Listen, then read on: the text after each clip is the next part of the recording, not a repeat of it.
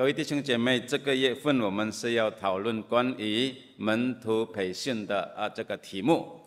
Saudara-saudara, pada bulan ini kita akan belajar tentang pemuritan. 所以我们思想一个题目就是来跟从我。Oleh sebab itu kita memikirkan satu tema, mari ikutlah aku. 我们打开圣经，在马太福音第4章。Kita melihat Alkitab dari Matius pasal yang keempat. 第18节看到第22节。Ayat 18 sampai ayat ke-22. 我先用中文的念给大家听。马太福音第4章从第18节看到第22节，圣经说，耶稣在加利利海边行走，看见弟兄2人，就是那称呼彼得的西门和他的兄弟安德烈，在海里撒网。他们本是打鱼的。耶稣对他们说：“来跟从我，我要叫你们得人有得鱼一样。”他们就立刻舍了网，跟从了他。从那里往前走，又看见弟兄2人，就是西比太的儿子雅各和他的兄弟约翰，同他们的父亲西比太在船上捕网。耶稣呼召他们。 Firman Tuhan dari Matius 4 ayat 18 sampai ke 22, demikian firman Tuhan. Yesus memanggil murid-murid yang pertama. Dan ketika Yesus sedang berjalan menyusur danau Galilea, ia melihat 2 orang bersaudara, yaitu Simon yang disebut Petrus dan Andreas saudaranya. Mereka sedang menebarkan jala di danau, sebab mereka penjala ikan. Yesus berkata kepada mereka, "Mari, ikutlah aku, dan kamu akan kujadikan penjala manusia." Lalu mereka pun segera meninggalkan jalannya dan mengikut dia. Dan setelah Yesus pergi dari sana, dilihatnya pula 2 orang bersaudara, yaitu Yakobus anak Zebedius dan Yohanes saudaranya, bersama ayah mereka Zebedius, sedang membereskan jala di dalam perahu. Yesus memanggil mereka, dan mereka segera meninggalkan perahu serta ayahnya, lalu mengikut dia. 我们读经到此。 Demikian pembacaan firman Tuhan. 各位弟兄姐妹，我们知道耶稣基督来到世界主要的目的，就是要拯救每一个相信他的人。 Saudara-saudara, kita tahu bahwa kedatangan Tuhan Yesus yang utama adalah untuk menyelamatkan umat manusia. 所以他很愿意上到十字架。 Oleh sebab itu dia dengan rela naik ke atas kayu salib. 虽然十字架的道路是一个很痛苦的道路， Walaupun salib adalah suatu jalan penderitaan, 是充满困难的道路， jalan yang sangat sukar, 愿意舍己的道路， yang rela menyerahkan dirinya, 或者被人家拒绝取笑的道路。 yang rela dihina, dipermalukan oleh 但 orang. 是耶稣能够全心没有怀疑的走这一条难走又痛苦的道路。 Tetapi Yesus dengan tidak ragu menjalani perjalanan yang tidak mudah dan sulit ini. 因为他很清楚他来到这个世界的目的是什么。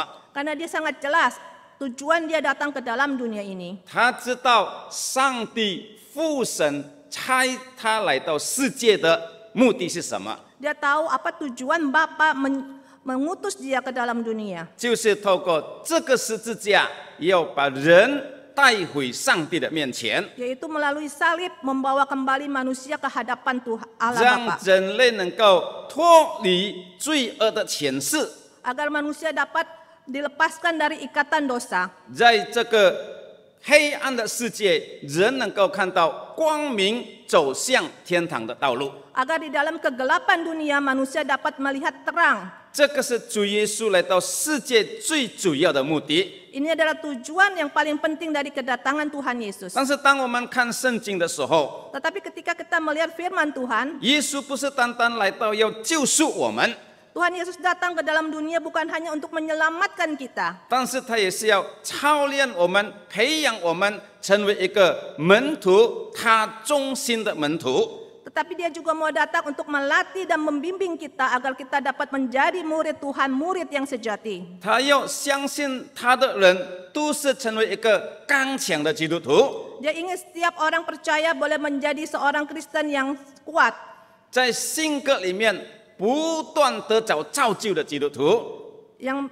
terus bertumbuh di dalam karakter, 让他能够在这个黑暗的世界、充满困难的世界，他们能够站立得住， agar di dalam dunia yang gelap dan penuh kesulitan ini dapat berdiri dengan teguh, 让他们能够抵挡魔鬼各种的攻击， agar dapat juga melawan serangan iblis, 让他能够遮盖这个世界各种黑暗的事情。 dan dapat menutupi segala kegelapan di dalam dunia ini. 这个是所谓门徒的训练。 Ini adalah yang disebutkan dengan pemuritan. 今天我们看马太福音第4章， Hari ini kita melihat Matius pasal yang keempat, 讲到耶稣开始传道工作这段的经文， yang menceritakan permulaan pelayanan Tuhan Yesus. 他就召集了4个初期的门徒， Dia memanggil 4 murid mula-mula, 就是彼得、安德烈、雅各跟约翰。 yaitu Petrus, Andreas, Yakobus, dan Yohanes. 这4个人都是打鱼的人。 Keempat orang ini adalah penjala ikan. 当他们听到耶稣的呼召的时候， Ketika mereka mendengar panggilan Tuhan Yesus, 圣经说他们都放下、撇下他们的网， Alkitab mengatakan bahwa mereka meletakkan jala mereka, 而且离开他们的父亲， meninggalkan orang tua mereka, 把船放下了， meninggalkan perahu. 然后他们专心的来跟随耶稣。 Lalu mereka dengan segenap hati mengikut Yesus. 耶稣用3年多的时间 Tuhan Yesus menggunakan 3,5 tahun 来操练他们， untuk membimbing mereka, 培养他们， melatih mereka, 跟他们一起住， tinggal bersama mereka, 跟他们一起吃饭， makan bersama mereka, 训练他们怎么样来侍奉上帝， dan melatih mereka bagaimana melayani Tuhan, 教导他们关于真理的事情， dan mengajarkan tentang kebenaran, 彰显上帝的大能给他们看， menyatakan kuasa Allah bagi mereka, 显出神迹来给他们看。 menyatakan mujizat bagi mereka lihat. 当他们经过这一些的训练之后， Setelah melewati pelatihan ini, 然后这个4个门徒就成为一个刚强的门徒， kemudian hari keempat murid ini menjadi murid yang sangat kuat, 他就能够成为教会的领袖， dan mereka boleh menjadi pemimpin gereja, 带领许多的人归向上帝， membawa banyak orang datang kepada Tuhan, 把耶稣的使命一代又一代的把它传下去。 menyatakan amanat Tuhan dari generasi ke generasi. 这个是耶稣培训门徒的过程。 Ini adalah proses pemuritan dari Tuhan Yesus. 到现在教会也是要遵行跟着耶稣这样的方法。 Sampai saat ini gereja juga mau menuruti cara kerja Tuhan Yesus. 让福音一定广传， Agar firman Injil dapat diperluas, 每一个基督徒都得到造就。 setiap orang Kristen dibentuk dan 今 dipersiapkan. 天我们特别要看耶稣讲了一句话， Hari ini kita mau melihat satu perkataan Tuhan Yesus, 就是来跟从我， yaitu mari ikutlah aku. 这个是一个呼召， Ini ada satu panggilan 让我们能够成为门徒的呼召。 agar kita dapat menjadi panggilan seorang murid. 这个是一生的过程， Ini adalah proses seumur hidup. 我们不断得找上帝的带领， Kita terus menerus di dalam pimpinan Tuhan. 我们不断得找上帝的塑造， Kita terus menerus dibentuk oleh Tuhan 让你跟我能够更有力， agar Anda dan saya mempunyai kekuatan 而且能够更像耶稣基督。 dan semakin serupa dengan Kristus. 这个耶稣这一句话有几个意思在里面。 Ada beberapa makna dari perkataan Tuhan Yesus ini. 耶稣说：“来跟从我。” Tuhan Yesus berkata, "Mari ikutlah aku." 这个是一个很荣耀、一个很尊贵的呼召， Ini ada satu panggilan yang mulia dan panggilan yang bernilai tinggi. 而且我们要用全心、积极的心来回应这个呼召。 Kita harus meresponnya dengan segenap hati. 好像耶稣对彼得、约翰他们4个人讲：“你来跟从我的时候。” Pada waktu dia mengatakan kepada keempat murid, "Mari ikutlah aku." 所以圣经很清楚告诉我们，他们就立刻放下他们的事业、家人他们就马上跟随耶稣。Firman Tuhan memberitahu kita bahwa mereka meninggalkan jalan mereka, keluarga mereka, pekerjaan mereka, lalu mengikut Yesus. 因为他们知道这个是天上来的呼召，这个是荣耀的呼召， Karena mereka tahu ini adalah panggilan surgawi dan panggilan yang mulia. 所以他们很积极的用全新的、没有怀疑的心来跟随耶稣。 Oleh sebab itu mereka dengan sikap yang radikal mengikut Yesus. 我们知道当时的事业是打鱼是一种很重要的事业。 Pada waktu itu, seorang penjala ikan adalah suatu pekerjaan yang sangat penting. 透过这个打鱼，他们可以养家， Dengan menjala ikan, mereka dapat menghidupi keluarganya. 是他们主要经济的来源。 Adalah penghasilan utama, 但是他们愿意放下， tetapi mereka rela melepaskannya 因为他们看到耶稣的呼召、耶稣的福音是比那一些更宝贵、更重要的。 karena mereka melihat bahwa panggilan Tuhan adalah lebih mulia dan lebih berharga. 也是表明他们愿意听从上帝的心。 Dan juga menyatakan bahwa mereka mau mendengarkan suara Tuhan. 愿意委身他自己在上帝的呼召、上帝的使命里面，这种的心。 Dan rela menyerahkan diri di dalam amanat Tuhan. 各位弟兄姐妹， Saudara-saudari, 今天可能你是一个商人， hari ini mungkin saudara adalah seorang businessman 或者你是一个经理， atau seorang direktur 或者你是一个医生， atau seorang dokter 你是一个教授， atau seorang dosen 或者你是一个工程师。 atau seorang insinyur.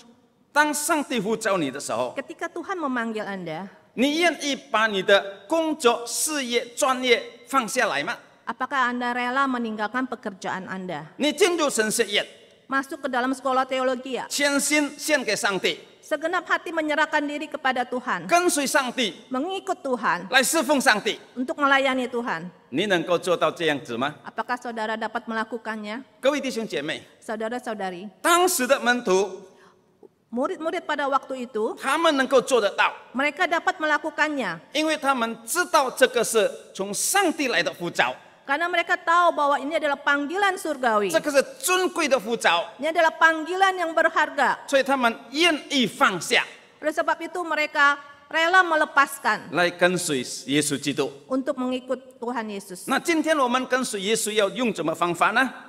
Hari ini kita mau mengikut Tuhan Yesus dengan cara bagaimanakah? 是否我们也是要像当时的门徒呢？ Apakah kita harus seperti murid yang mula-mula itu? 放下一切所有的？ Melepaskan segala sesuatu? 当然不用这样子， Tentu tidak demikian.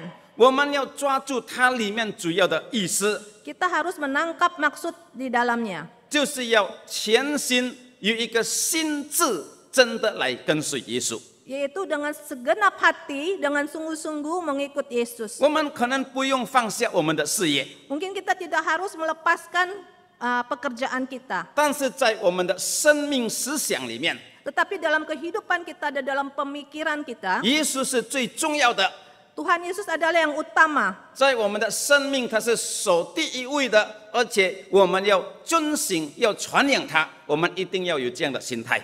Di dalam hati kita, Yesus adalah yang utama dan kita dalam kehidupan kita menyatakan kemuliaan Tuhan. 所以我们愿意把时间交给他， Oleh sebab itu kita mau menyerahkan waktu kita 我们 kepada 愿意 Tuhan. 把我们的精神力量交给他， Kita menyerahkan hati dan semangat kita kepada Tuhan. 让我们能够与上帝建立关系。 Agar kita dapat membangun relasi yang baik dengan 我 Tuhan. 们明白他的心意， Mengerti kehendak Tuhan. 我们才能够把他的使命透过我们的生活里面活出来。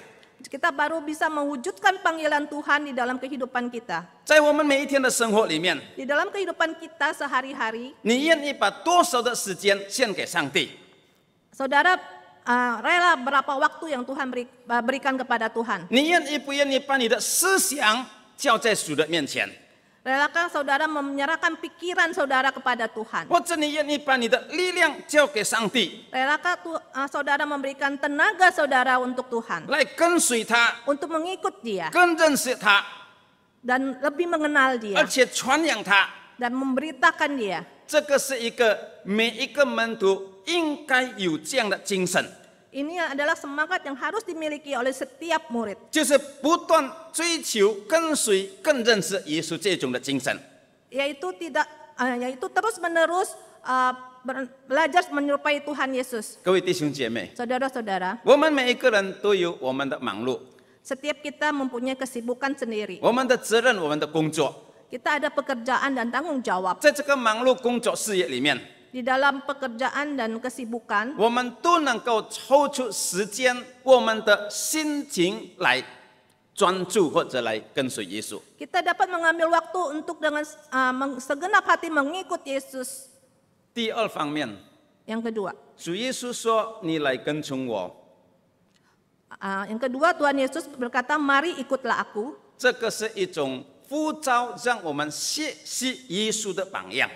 Ini ada suatu panggilan untuk menjadi serupa Kristus. 当耶稣说“你来跟从我”的时候， Pada waktu Tuhan Yesus mengatakan, mari ikutlah aku, 不是说我们从后面那边跟着耶稣而已， bukan kita mengikuti dari belakang, 或者向左、向右、向前、向后跟他这样跑而已。 atau mengikuti dia kemana dia pergi. 但是里面有一个很重要的含义， Tetapi di dalamnya ada satu makna yang penting, 我们要学习耶稣的榜样， yaitu kita harus meneladani Tuhan Yesus. 把他精神活出来， Semangat yang dihidupkan, 把耶稣的精神活出来， menghidupkan semangat Tuhan 而且效法他的性格。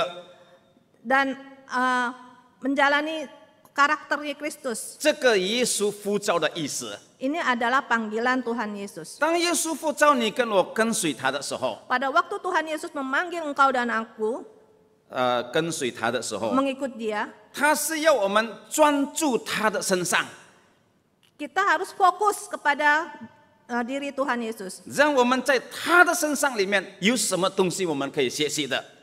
Dan apa yang dapat kita teladani dari Tuhan Yesus? 那第一方面学习他领导的方法。 Hal yang pertama yang dapat kita pelajari adalah dalam kepemimpinan. 耶稣领导的方法是怎么样的方法呢？ Bagaimanakah kepemimpinan Tuhan Yesus? 人家说是一种服侍人、做仆人的领导。 Itu adalah kepemimpinan yang melayani dan 虽然他是上帝， walaupun dia adalah Allah, 他是为主的， dia adalah yang utama, 但是他愿意降卑侍奉别人。 tetapi dia rela merendahkan diri dan melayani banyak orang. 好像这个马太福音第4章这一段的经文， Seperti yang dikatakan dalam Matius yang pasal yang keempat ini. 圣经说耶稣去寻找门徒。 Firman Tuhan mengatakan bahwa Tuhan Yesus pergi mencari murid. 如果你看当时时代的习惯的话， Kalau kita melihat kebiasaan pada zaman itu, 是门徒来寻找老师的。 adalah murid yang mencari guru. 门徒需要老师， Murid perlu guru. 门徒要尊敬老师， Murid harus menghormati guru. 因为他是后一辈，他看老师是长一辈，是尊贵的人。 Karena murid adalah junior, guru adalah senior. 所以没有老师是找门徒的， Jadi tidak ada guru yang mencari murid. 但是耶稣反过来做， Tetapi Yesus sebaliknya. 他不是叫门徒来找他， Dia bukan mengharapkan murid mencari dia, 但是他愿意去找门徒， tetapi dia yang rela pergi mencari murid. 他愿意谦卑下来， Dia rela merendahkan diri, 进入门徒的世界， masuk ke dalam dunia murid, 了解他们的问题， memahami masalah mereka, 跟他们一起住， tinggal bersama mereka, 解决他们的问题， dan menyelesaikan masalah 来服侍 mereka, 他们。 melayani 那 mereka. 这个是耶稣引导的方式， Ini adalah kepemimpinan Tuhan Yesus, 不是站在高高上面， bukan berdiri di tempat yang tinggi, 但是愿意下来跟一切的人一起走的。 tetapi rela turun dan berjalan bersama. 当我们看约翰福音第13章的时候， Pada saat kita melihat Yohanes pasal yang ke-13, 圣经说耶稣愿意与门徒洗脚， nah, di sana diceritakan bahwa Yesus rela mencuci kaki para murid. 这个是一个侍奉的表现， Ini adalah suatu pelayanan, 是最低的工作的这个行动， adalah pekerjaan yang sangat rendah. 表明耶稣有这样的心态， Menyatakan bahwa Yesus punya hati yang demikian 愿意降下、愿意服侍别人的心态。 dan mau merendahkan hati untuk melayani orang. 当我们看耶稣的一生， Ketika kita melihat kehidupan Tuhan Yesus, 无论他到哪里， kemanapun dia pergi, 他都愿意侍奉关怀别人。 dia rela untuk memperhatikan dan mempedulikan orang lain. 今天你我都是一个领袖， Saudara dan saya adalah seorang pemimpin. 可能在家里你是一个领袖， Mungkin di dalam keluarga Anda seorang pemimpin. 在这个教会你一个领袖， Di dalam gereja ini sebagai seorang pemimpin. 在公司、在工厂、在可能社会你是一个领袖。 Di dalam pekerjaan, di dalam pabrik atau dalam masyarakat sebagai seorang pemimpin. 但是你领袖的态度是什么样呢？ Tapi bagaimanakah sikap kepemimpinan saudara? 是不是愿意服侍别人呢？ Apakah rela melayani orang lain? 谦卑来看重别人。 Merendahkan hati untuk melihat orang lebih tinggi. 如果这样的话，你就把耶稣的性格表现出来。 Kalau demikian Anda telah menyatakan karakter Kristus. 我们从耶稣顺服的心态来学习。 Kita dengan hati belajar dari ketaatan Tuhan Yesus. 虽然他是上帝， Walaupun dia Tuhan, 他愿意降下成为人， dia rela merendahkan diri menjadi manusia, 成为一个仆人。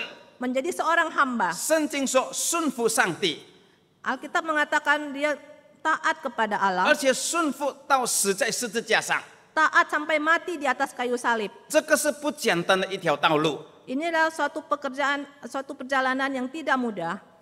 从最荣耀、最高的地方降下到最低的地方， Dari tempat yang paling tinggi dan mulia turun ke tempat yang paling 而 rendah. 且要走上这个痛苦的道路， Dan harus jalan di jalan yang sangat menderita. 因为他有这样顺服的心态。 Karena dia punya karakter yang taat. 今天我们成为他的门徒， Hari ini kita menjadi muridnya. 他要我们学习他这种的心态。 Dia mau kita belajar karakter seperti Tuhan. 当我们听到上帝的话语， Ketika kita mendengarkan firman 当我们 Tuhan, 知道上帝的旨意， ketika kita mengetahui kehendak Tuhan, 我们要愿意顺服， kita mau taat, 遵行他的旨意， melakukan kehendaknya, 上帝就与我们同在， maka Tuhan akan berserta dengan 神的 kita. 大能就透过我们的生命彰显出来。 Maka kuasa Allah akan dinyatakan melalui kehidupan 耶稣 kita. 是一个圣洁的圣洁的人， Yesus adalah seorang yang kudus. 在他一生里面， Dalam seluruh kehidupannya, 他没有犯过任何一种的罪， dia tidak pernah melakukan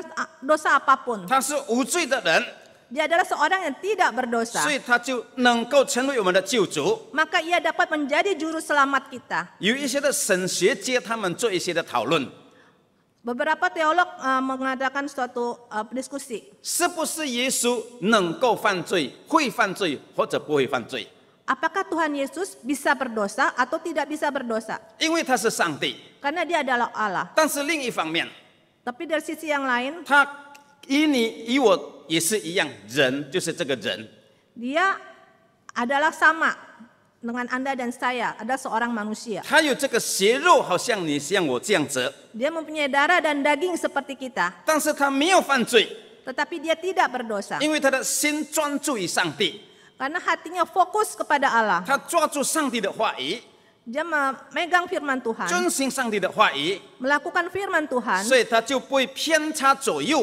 Oleh sebab itu dia tidak menyimpang ke kanan atau ke kiri. 所以在山上魔鬼试探他的时候， Oleh sebab itu ketika iblis mencobai dia di atas gunung, 你可以把这个石头改变成为饼， Anda dapat merubah batu ini menjadi roti. 但是他说经上记载， Tuhan Yesus berkata, firman Tuhan mengatakan, 人不是靠着饼而活的， manusia bukan hidup dari roti saja. 所以他知道上帝的话讲什么， Oleh sebab itu dia tahu firman Tuhan mengatakan 他 apa. 把它活出来， Dia hidupkan 就照顾他的生命， dan menjaga hidupnya 让他不会落在罪恶里面。 agar tidak jatuh ke dalam dosa. 我们成为他的门徒， Kita menjadi 我 muridnya, 们跟随他的， kita mengikutnya, 也是要跟随他的榜样， juga harus mengikuti teladannya. 活在圣洁里面。 Hidup di dalam kekudusan. 无论我们个人的生活， Walaupun dalam kehidupan kita, 我们家庭的生活， di dalam keluarga kita, 或者在教会社会的生活， ataupun di kehidupan bergereja, 我们都要保持一个圣洁、敬畏上帝这种的心态。 kita harus memelihara hati yang kudus di hadapan 那 Tuhan. 上帝就与我们同在。 Maka Tuhan beserta dengan kita. 有一本书就是 Not a Fan， 就是不是单单一个拥护者而已。 Ada satu buku yang berjudul Not a Fan atau bukan seorang penggemar. 这个作者里面告诉我们， Penulis buku ini memberitahu kita, 一个真正的门徒， seorang murid yang sejati, 他是有一个很渴慕追求像耶稣这样样式的门徒， memiliki kehausan yang sangat kuat untuk belajar dari Kristus, 让他能够更像耶稣的样式。 agar hidup menjadi semakin serupa Kristus. 如果你我是耶稣的门徒， Kalau saudara dan saya adalah murid Kristus, 在我们的心里有一种很大的渴慕， di dalam hati kita ada satu kehausan yang sangat kuat 追求让我们能够更像耶稣。 untuk terus menuntut diri hidup semakin serupa Kristus. 这个是一种门徒正向的表现。 Ini adalah murid yang sejati. 第三方面，主耶稣说：“你也跟随我。 Hal yang ketiga, Tuhan Yesus berkata, "Mari ikutlah aku." ”这个是一种操练的呼召， Inilah panggilan untuk dilatih, 让我们以后能够成为一个领袖， agar kemudian hari kita dapat menjadi seorang pemimpin 而且能够成为多人的祝福。 dan dapat menjadi berkat bagi banyak orang. 所以耶稣对门徒说：“你来跟随我。 Oleh sebab itu Tuhan Yesus berkata kepada murid, 耶 "Mari 稣 ikutlah 的 aku." 意思，我要操练你们， Artinya Tuhan Yesus ingin melatih kamu 然后你们能够如打鱼的人如得鱼一样。 agar kamu dapat menjadi penjala manusia, penjala manusia. 就是耶稣说：“你跟从我的榜样， Ikutlah teladanku. 然后你成长的时候， Pada waktu engkau bertumbuh, 那你就会成为别人的榜样。 engkau akan menjadi teladan bagi orang 你 lain. 也是要带领许多的人来跟随耶稣， Engkau juga akan membawa banyak orang datang untuk mengikut Yesus, 让这个福音能够广传， agar Injil dapat disebarluaskan, 把整个世界带到耶稣的面前。 membawa seluruh dunia datang ke hadirat Tuhan. 这个是耶稣门徒训练的过程方法。 Ini adalah proses pemuritan Tuhan 他 Yesus. 叫我们向他来学习。 Dia mau kita belajar dari Tuhan Yesus. 当我们成长的时候， Pada waktu kita sudah bertumbuh, 我们训练别人， kita melatih orang lain, 我们把别人带到主的面前 kita，membawa orang lain datang ke hadirat 我们 Tuhan. 就是好像得鱼得人如得鱼这样子。 Maka kita akan menjadi seperti penjala manusia. 所以保罗讲了一句很重要的话： Sebab itu Paulus berkata satu kalimat yang penting. 你要效法我，好像我效法了耶稣。 Jadilah pengikutku sama seperti aku juga menjadi pengikut Kristus. 耶稣对众人这个保罗对众人这样说， Paulus berkata kepada orang banyak, 他说：“你要效法我，你要看我，你要跟随我， jadilah pengikutku, lihatlah aku, 因为我已经跟随了耶稣。” karena aku telah mengikut Yesus. 保罗的意思，我已经向耶稣学习， Maksud Paulus adalah dia telah belajar daripada Kristus. 我已经向耶稣的方法， Saya telah mengikuti cara Kristus. 我把它活出来。 Saya hidupkan. 你来跟随我， Mari ikutlah aku. 让我们一起来到耶稣的面前，我们大家能够在他里面成长。 Agar kita bersama-sama mengikut Yesus dan bertumbuh bersama. 这个是门徒训练的目的。 Ini adalah pemuritan. 今天我们能够像保罗这样说吗？ Apakah hari ini kita dapat berkata seperti Paulus ini? 对你的家人说， Berkata kepada keluargamu, 你来效法我， ikutilah aku. 好像我已经效法了耶稣。 Seperti aku telah mengikut Yesus. 或者你对教会的弟兄姐妹， Atau engkau berkata kepada saudara dalam gereja, 你对社会的人士说， atau Anda berkata kepada masyarakat, 你来效法我， mari ikutlah aku, 因为我已经效法了耶稣。 karena aku telah menjadi pengikut Kristus. 如果你真的效法了耶稣， Kalau engkau telah mengikut Yesus, 你就勇敢讲这句话。 maka engkau akan dengan berani menyatakan pernyataan ini. 但是如果你没有学习过耶稣， Tetapi kalau engkau belum belajar kepada Tuhan Yesus, 你一定不敢把这一句话讲出来。engkau pasti tidak berani mengatakan kalimat ini. 或者你的生命还没有改变， Karena kehidupan kita belum berubah, 你没有顺服的心， tidak ada ketaatan. 你领导人的方式还是不像耶稣， Kepemimpinan Anda belum seperti Yesus. 你就讲不出这种的话， Maka kita tidak layak mengatakan kalimat 你 ini. 的爱心不够， Kasih kita tidak cukup. 你是那么冲动的人， Kita orang yang sangat emosional. 我们没有办法讲这句话。 Kita tidak dapat mengatakan kalimat 但是 ini. 当我们跟随了耶稣， Tapi ketika kita telah mengikut 在里面 Yesus, 有改变， ada perubahan 我们就能够讲出这句话来。 dan maka kita boleh mengatakan kalimat 你 ini. 跟随我， Jadilah pengikutku 好像我跟随耶稣这样 sama 子。 seperti aku juga menjadi pengikut Kristus. 这个原则也是在我们教会里面实行出来的。 Prinsip ini juga kita terapkan di dalam gereja 我 kita. 们教会所谓的有这个细胞小组， Di gereja kita ada yang disebut dengan kelompok kecil, 那就是我们英文是讲 cry cell， 就是一个名称而已。 yang kita beri nama Krasel. 现在大概有200人参加这个小组或者 cry cell。 Saat ini gereja kita sekitar 200 orang telah ikut di dalam Krasel. 小组是什么意思呢？ Kelompok kecil itu apa maksudnya? 我们一起在一个小组里面学习， Kita bersama-sama belajar dalam satu kelompok yang kecil. 有一个组长，他是组长， Ada seorang pemimpin kelompok. 他带领里面的组员 Dia memimpin anggota kelompok 怎么样学习上帝的话语。 bagaimana belajar firman Tuhan.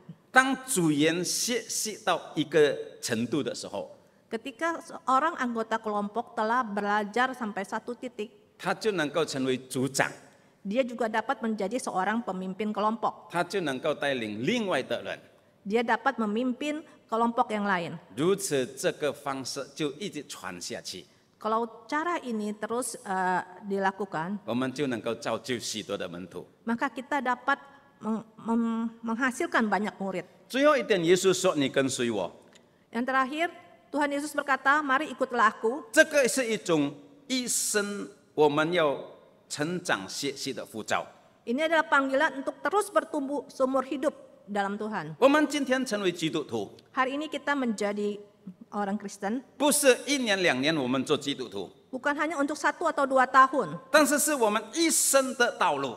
tetapi ini adalah perjalanan seumur hidup kita. 当耶稣呼召门徒的时候， Ketika Tuhan memanggil murid-murid, 不是为了1年2年而已， bukan hanya untuk 1 atau 2是为 tahun, 了他们的一生，是为了他们的一生， tetapi untuk seumur hidup mereka. 让他们学习耶稣，把耶稣的生命传讲出来。 Agar mereka belajar seperti Yesus dan menyatakan itu di dalam kehidupan mereka. 今天上帝已经呼召你，呼召我，在他的教会里面， Hari ini Tuhan telah memanggil engkau dan saya di dalam gereja ini, 让我们也是一生来跟随他，向他来学习， agar kita juga seumur hidup belajar dan mengikut Tuhan. 让我们不断在主里面能够成为好的门徒。 Agar kita dapat menjadi murid yang sejati. 教会专家他们这样讲， Ada seorang para ahli Para- perkembangan gereja， para ahli perkembangan gereja. 他们这样说： Mereka berkata, 一个教会如果忽略这个门训的功课， jika gereja melalaikan pemuritan, 这个教会就变成很衰弱， gereja akan menjadi lemah. 这个教会就很难成长。 Gereja akan sulit bertumbuh. 照样每一个基督徒也是这样。 Demikian juga setiap orang Kristen. 如果你忽略了这个门徒训练的过程， Jika engkau melalaikan proses pemuritan, 可能你的灵命是很衰弱， kemungkinan kerohanian Anda akan sangat lemah 而且没有力量来成长发展。 dan tidak ada kekuatan untuk berkembang. 所以耶稣对门徒说：“你来跟随我。” Oleh sebab itu Tuhan Yesus berkata, "Mari ikutlah aku." 这个是一个非常重要的呼召。 Ini adalah satu panggilan yang penting. 我们应该怎么样来回应耶稣的呼召呢？ Bagaimanakah kita merespon panggilan Tuhan ini? 有几方面我们要学习的。 Ada beberapa hal yang mau kita pelajari. 首先，我们要有聆听的耳朵。 Yang pertama, kita harus memiliki telinga untuk mendengar. John Stott 一个很有名的人，他这样说： John Stott adalah seorang penulis yang sangat terkenal berkata, 我们所相信的上帝是活的上帝， Allah yang kita percaya adalah Allah yang hidup. 他也是讲话说话的上帝。 Dia Allah yang berbicara. 以前他讲话， Dahulu ia berbicara, 到现在他讲话， sampai saat ini dia juga berbicara. 永远他也是讲话。 Dan seterusnya ia akan terus berbicara. 上帝是讲话的上帝， Tuhan ada Tuhan yang berbicara. 但是问题是我们有没有听到他的话语， Masalahnya apakah kita mendengar firman-Nya? 或者我们明白他所讲的是什么东西？ Apakah kita tahu apa yang dia bicarakan? 所以上帝的话语把它写下来，把它存下来的时候，就可以看到一本那么大的圣经。 Oleh sebab itu firman Allah dituliskan dari satu Alkitab yang sangat tebal ini. 就表明上帝是讲话的上帝。 Ini menyatakan bahwa Allah adalah Allah yang berbicara. 但是问题，我们有没有聆听的耳朵？这是我们的问题。 Masalahnya apakah kita mempunyai telinga untuk mendengar? John Stott 他这样讲， John Stott berkata, 上帝在圣经还没有成全的时代讲话，跟现在讲话是不一样的。 Allah berbicara pada waktu Alkitab belum ada, pada zaman dulu, dengan sekarang itu berbeda. 上帝这个以前可以直接跟摩西讲话， Pada zaman dahulu Allah langsung berbicara kepada Musa. 或者耶稣来到这个世界的时候，上帝耶稣他直接跟人家讲话。 Atau Yesus waktu datang ke dalam dunia dia langsung berbicara kepada manusia. 但是在这一个时代， Tetapi di dalam zaman ini 上帝没有直接这样跟人家讲话， Allah tidak langsung berbicara kepada kita. 但是上帝透过圣经向我们讲话。 Tetapi Allah berbicara melalui firman Tuhan 这 atau 个 Alkitab. 圣经写下来， Alkitab ditulis 就是上帝的话语。 adalah firman Tuhan. 透过这个话语， Melalui firman ini 上帝要向我们讲话。 Allah ingin berbicara kepada 所 kita. 以 John Stott 说，圣经跟圣灵是不能够分别的， Oleh sebab itu John Stott 不 mengatakan 可以离开的。 Alkitab dan Roh Kudus tidak harus bersatu, tidak boleh saling meninggalkan. 圣经已经把写下来了， Alkitab sudah dituliskan, 圣灵透过这个圣经，每一天要对我们讲话。 Roh Kudus berbicara kepada kita melalui Alkitab ini kepada kita. 所以我们要求上帝帮助我们， Oleh sebab itu kita mohon Tuhan menolong kita, 有一颗聆听的耳朵， mempunyai telinga untuk mendengar, 让我们听清楚上帝的话语。 agar kita mendengar dengan jelas 今天上帝 perkataan 对我 Tuhan. 们说 Pada hari ini Tuhan berkata,：“ 你来跟随我。 mari ikutlah aku. 你有没有听进去？ Apakah saudara telah mendengarnya? 有没有你抓住这个上帝的话语？ Apakah saudara telah menangkap firman Tuhan ini? 第二方面，我们要有一个心智来遵行。 Yang kedua kita harus berkomitmen penuh. 当我们看这个耶稣的门徒的过程的时候， Ketika kita melihat sejarah ke-12 murid, 他们愿意跟随耶稣， mereka rela mengikut Yesus 并且终身的跟随耶稣。 dan mengikuti dengan setia. 按照这个教会的历史记载， Menurut sejarah, catatan sejarah, 这个12个门徒大部分都是为主殉道。 ke-12 murid itu hampir semuanya mati syahid untuk Tuhan. 他们不是单单愿意跟随， Mereka bukan saja rela mengikut 但 Tuhan, 是把生命跟随献上， tetapi juga memberikan nyawa mereka 最终愿意为上帝而死。 dan rela mati bagi Tuhan. 这个表明他们有一个很强的心智，才能够做得到这一件的事情。 Ini menyatakan komitmen yang luar biasa sehingga mereka dapat melakukan hal ini. 如果我们听了上帝这个话语， Jika kita telah mendengar firman Tuhan ini, 不是单单放在脑海袋里面而已， bukan hanya kita simpan di dalam pikiran otak kita, 但是有一个心智来遵行。 tetapi ada satu komitmen untuk melakukan. 求主坚固我们这个心智， Kiranya Tuhan meneguhkan komitmen kita 让我们透过一个实际的行动把它显明出来。 agar kita dapat menyatakan di dalam kehidupan aktivitas kita. 我们教会有这个细胞小组或者门训的过程， Di dalam gereja kita ada pemuritan yaitu kelompok kecil. 那让我们大家来参加。 Kiranya semua bisa mengikutinya. 然后第二方面，我们这个差传部要推动一个事工所谓的哥尼流运动。 Lalu gereja juga akan menjalankan satu gerakan yaitu gerakan Cornelius. 就是一个会友在一年里面能够带领一个人来相信耶稣。 Yaitu satu jemaat dalam 1 tahun bisa bawa 1 jiwa kepada Tuhan. 哥尼流是什么人呢？ Siapakah Cornelius? 他记在《使徒行传》第4章。 Dicatat dalam Kisah Para Rasul pasal yang ke-10. 他是一个敬虔的人， Ia adalah orang yang saleh, 他是常常祷告的人， orang yang sering berdoa. 他是关怀别人的人， Dia juga orang yang memperhatikan orang 所 lain. 以上帝听从他的祷告。 Dan Tuhan mendengarkan doanya. 上帝差遣彼得到他的家， Tuhan mengutus Petrus sampai ke rumahnya 把福音传给他的家， untuk mengabarkan Injil kepada keluarganya. 然后哥尼流就把一家的人带到主的面前， Lalu Cornelius membawa seisi keluarganya kepada Tuhan. 而且带他的朋友、亲戚靠近的一起来到他的家来聆听上帝的话语。 Dia juga membawa teman dan tetangga untuk datang mendengar firman Tuhan. 所以他们一家人跟他的朋友就一起接受耶稣，聆听上帝的福音。 Maka seluruh keluarganya bersama juga teman dan tetangga menerima Tuhan Yesus. 这个哥尼流这个人就是这样的人， Cornelius adalah seorang yang 是 demikian. 上帝记载下来，让我们向他学习。